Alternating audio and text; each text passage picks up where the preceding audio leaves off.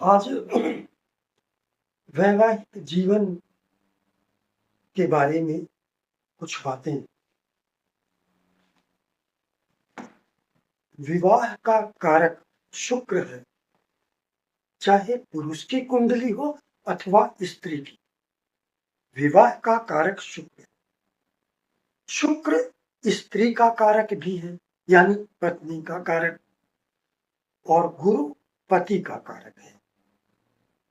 तो यदि पत्नी की कुंडली है, स्त्री की कुंडली है, तो शुक्र और गुरु दोनों को देखना होगा, क्योंकि शुक्र विवाह का कारक है और गुरु पति का कारक।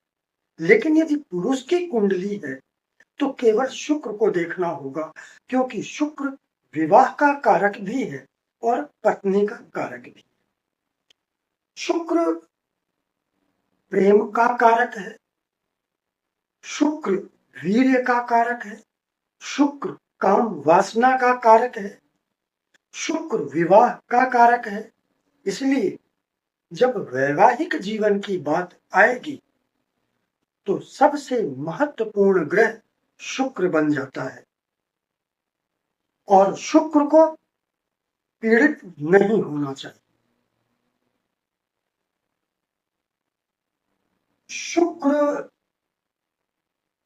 यदि आपकी कुंडली में सूर्य और चंद्रमा के साथ स्थित है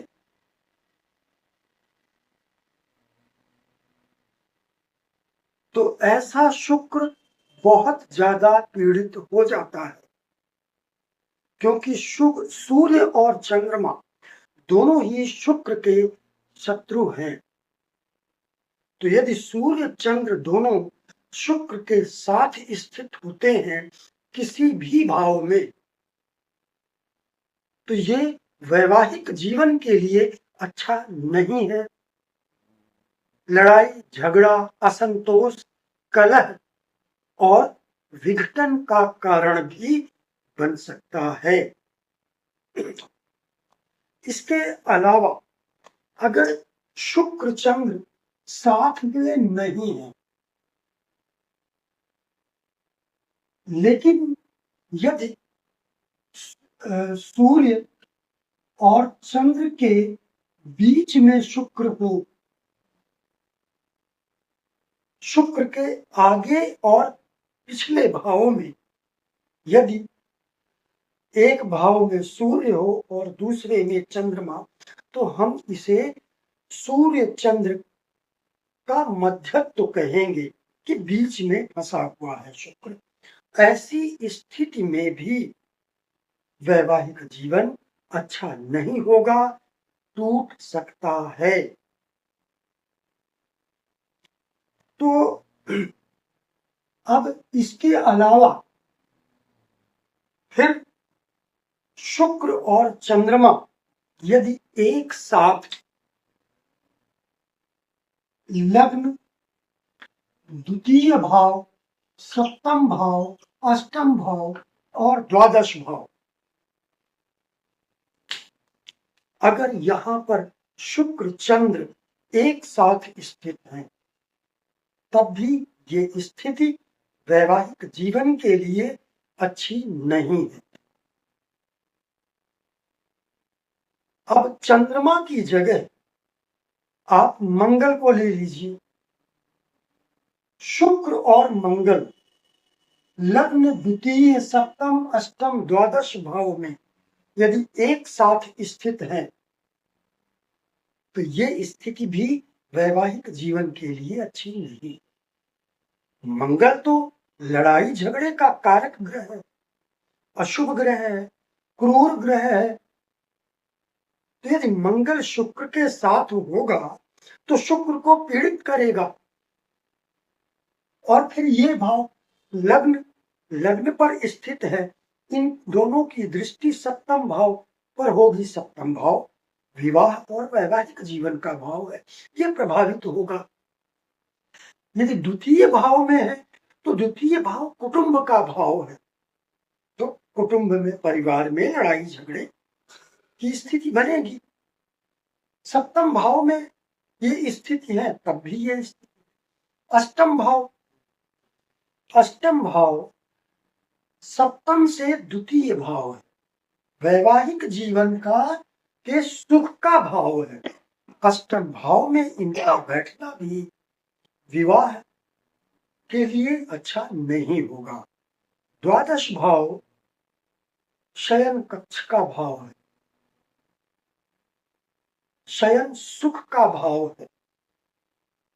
इन दोनों की स्थिति द्वादश भाव में स्वभाव को या कैरेक्टर को गलत बनाती है।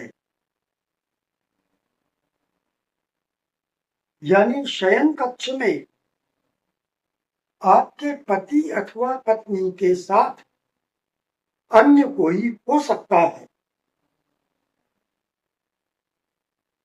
लेकिन एक बात का आपको ध्यान रखना होगा कि यदि पति पत्नी में से एक की लग्न मंगल की हो और दूसरे की लग्न शुक्र की हो, यहां जैसे मान लीजिए कि मंगल की मेष राशि हो, तो यहां सप्तम में शुक्र की तुला राशि होती है। अब अगर मंगल और शुक्र एक साथ बैठे हैं तो फिर कोई दोष नहीं है। ऐसी कुंडली में फिर पति और पत्नी के बीच में अगाध प्रेम होता है।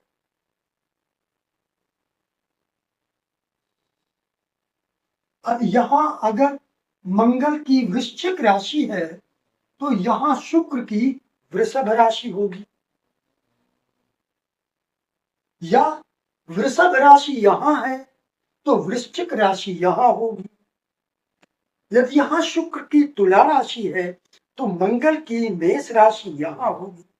ऐसी स्थिति यदि शुक्र मंगल कहीं भी एक साथ स्थित हैं तो फिर वो बुरा नहीं है, वो बहुत ही अच्छा है।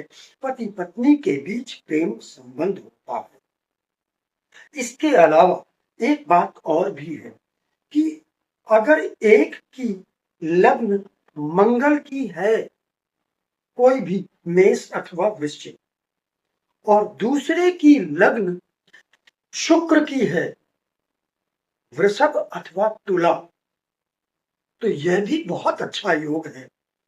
दोनों के बीच प्रेम संबंध अच्छा होता है। पति पत्नी के बीच में कोई कलह लड़ाई झगड़ा नहीं होता है। अगर ऐसा नहीं है तो एक की लग्न जो भी है वो दूसरे की चंद्र राशि बन जाए, तब भी दोनों के बीच प्रेम होगा। लेकिन अगर ऐसा नहीं है तब शुक्र और मंगल की युति वैवाहिक जीवन के लिए बुरी हो सकती है।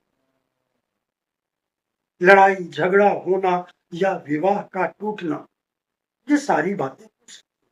इसके अलावा फिर चंद्रमा, चंद्र और मंगल, यह युति भी वैवाहिक जीवन के लिए अच्छी नहीं मानी जाती है। कारण चंद्रमा स्त्री ग्रह है। स्त्री ग्रह दो ही हैं, चंद्र और शुक्र। तो पुरुष की कुंडली में दोनों स्त्री ग्रहों को अच्छा होना चाहिए, पीड़ित नहीं होना चाहिए। और स्त्री की कुंडली में पुरुष ग्रह 3 हैं, सूर्य मंगल गुरु, इन तीनों को शुभ और बलवान होना चाहिए।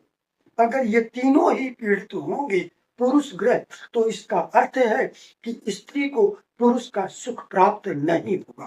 पुरुष की कुंडली में यदि स्त्री ग्रह दोनों के दोनों बहुत पीड़ित हैं तो इसका यह अर्थ भी है कि पुरुष को स्त्री का सुख प्राप्त नहीं होगा।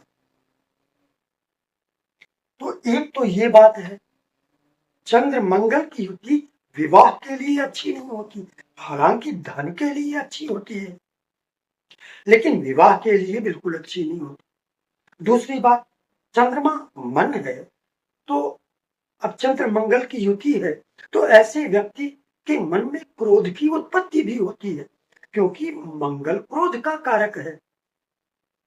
तो यहाँ पर ये एक स्त्री ग्रह है, इसलिए इनकी युति वैवाहिक जीवन के संदर्भ में अच्छी नहीं मानी जाती। दूसरी बात, चंद्रमा लग्न भी है, तो यदि चंद्र और मंगल दोनों एक साथ स्थित होते, मान लीजिए चंद्र और मंगल यहाँ एक साथ ही स्थित है, तो ये चंद्र लग्न बन गई। अब जब ये चंद्र लग्न बन गई, अब इन दोनों की दृष्टि सप्तम भाव पर पड़ेगी, विवाह के भाव पर, इसलिए चंद्र मंगल की युति अच्छी नहीं मानी जाती। इसके अलावा यदि चंद्र मंगल पर एक दूसरे की दृष्टि हो, यह भी अच्छा नहीं होगा, क्योंकि ऐसी स्थिति में मंगल की दृष्टि चंद्रमा पर तो होगी ही, दूसरी तरफ ये चंद्र लग्न है, तो चंद्र लग्न से ये सप्तम भाव हुआ, और सप्तम भाव में मंगल बैठा है, एक अशुभ और क्रूर ग्रह, इसलिए भी ये स्थिति वैवाहिक जीवन के लिए अच्छी नहीं होती।